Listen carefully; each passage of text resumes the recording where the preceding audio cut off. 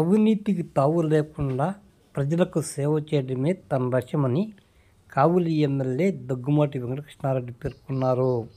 అల్లూరులోని ఓ కళ్యాణ మండపంలో సుపరిపాలనలో తొలి అడుగు మరియు తెలుగుదేశం పార్టీ కార్యకర్తల సమావేశంలో ఎమ్మెల్యే దగ్గుమాటి వెంకటకృష్ణారెడ్డి మాట్లాడుతూ అల్లూరు మండలంలో సమస్యల పరిష్కారానికి ప్రాధాన్యత ఇస్తున్నట్టు వివరించారు. ప్రతి నెలలో 3 రోజులు అల్లూరులోనే ఉండేలా ప్రణాళికలు సిద్ధం చేస్తున్నట్టు ఆయన వివరించడం జరిగింది.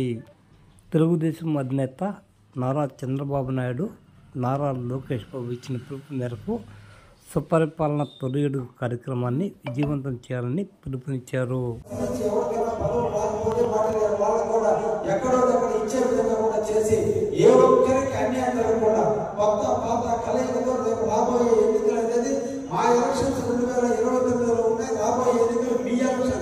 రేపు మీరు సర్పంచ్ గాను, వార్డు మెంబర్లు గాను, ఎంపీటీసీలు గాను, జెడ్పీటీసీలు గాను, లేదా మున్సిపాలిటీ ఉంటే మున్సిపాలిటీ చైర్మన్ గాను గెలవాలంటే మనం ఆ గ్రామంలో ఉన్నటువంటి వాళ్ళు కులాలు, మతాలు, వర్గాలు అనేది పెట్టుకోకుండా పార్టీలో కొత్త కలయికను పక్కన పెట్టి అందరూ కలిసి పని చేస్తేనే స్థానిక ఎన్నికల్లో మనందరం కూడా గెలవగలం.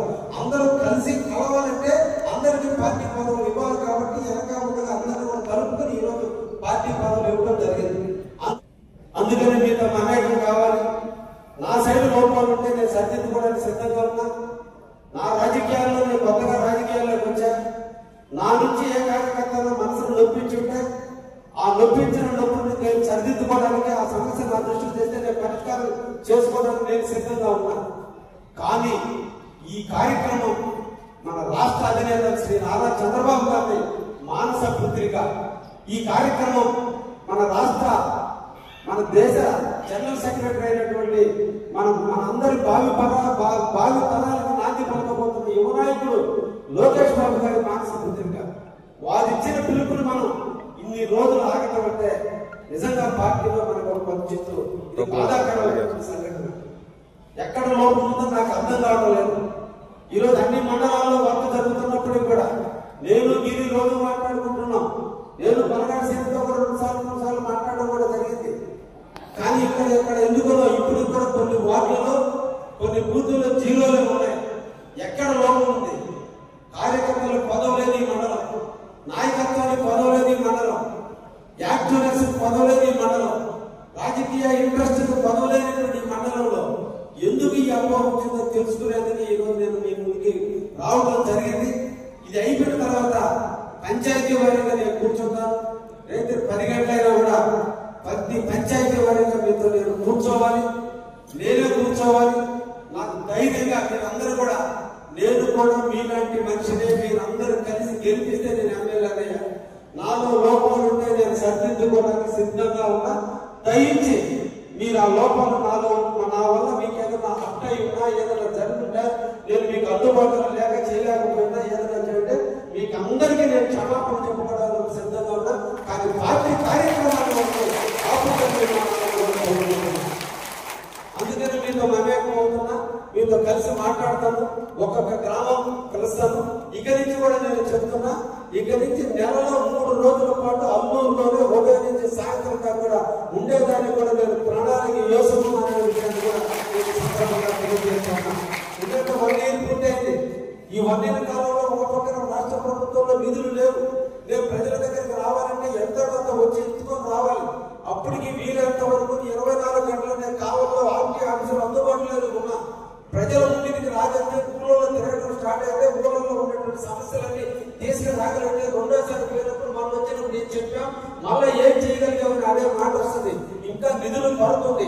ఈ రోజుకి నేను నిధులు ఈ జిల్లాలో తెచ్చినంత నిధులు బహుశా ఇప్పటికీ ఏమైనా తేగపోయినప్పుడు కూడా ఈ రోజు నాకు ఇంకా తృప్తి లేదు. ఎందుకంటే నా వ్యాపారాలు అన్ని పక్కన పెట్టి 24 గంటలు నన్ను నమ్మి నాకు ఓట్లేసి ఎప్పుడు ఎంత ఏమైనటువంటి మెజారిటీ ఇచ్చినటువంటి ఈ కావలి కాన్స్టిట్యూన్సీ నేను రుణపడి ఉన్నాను. ఆ రుణం తీర్చుకున్నంత వరకు అవినీతికి తావు లేకుండా నా వరకు మిగతా అవసరం నేనేం చేయాలి, ఎవరి జీవితాలను మార్చలేను. నా వరకు అవినీతికి తావు లేకుండా నిరంతరం నేను కష్టపడుతున్నా, నిరంతరం ప్రజలకు సేవ చేయడానికి ఉన్నా. నా దగ్గరకు ఏ ఒక్కరు వచ్చినా స్పీడ్గానే స్పందిస్తున్నా, స్పీడ్గానే చేస్తున్నా. కాకపోతే మండలాలు తిరగడం స్టార్ట్ అయితే నిధులు కొరతల వల్ల మనం ఫెయిల్ అవుతామన్న భావనతో జరిగింది. కానీ ఎక్కడో లోపం ఉందనే భావన నా మనసులో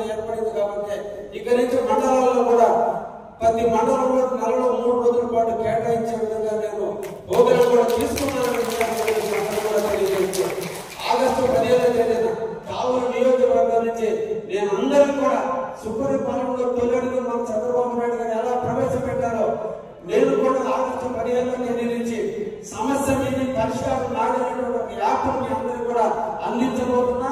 ఎవరి సమస్యనైనా ఆ యాప్ లో పొందుపరిస్తే సంబంధించినటువంటి 6 మంది ఎంప్లాయీస్ ని, పోలీస్ డిపార్ట్మెంట్ ఒక ఎంప్లాయ్, రెవెన్యూ డిపార్ట్మెంట్ ఒక ఎంప్లాయ్, హౌసింగ్ పెన్షన్ లో వాటికి సంబంధించిన ఒక ఎంప్లాయ్, ఇట్లా 6 మంది ఎంప్లాయీలను నా ఆఫీసులో పెడుతున్నా. ఏ ఒక్క అర్జీ నా ఆఫీస్కి వచ్చినా, ఏ ఒక్క ఆఫీస్కి అర్జీని తీసుకొచ్చి ఆఫీస్కి వస్తే వెంటనే ఏ డిపార్ట్మెంట్ కి అయితే ఆ అర్జీ తీసుకొచ్చారో ఆ అర్జీని యాప్ లో అప్పటికప్పుడు పొందుపరిచిన వెంటనే, అంటే అప్పటికప్పుడు అక్కడ స్కాన్ చేసిన వెంటనే సంబంధిత అధికారికి పోతుంది, మీకు మెసేజ్ వస్తుంది. మిమ్మల్ని పోయి ఎంఆర్ఓ లేదా ఎస్ఐలో కలవమని మేమే చెప్తాం.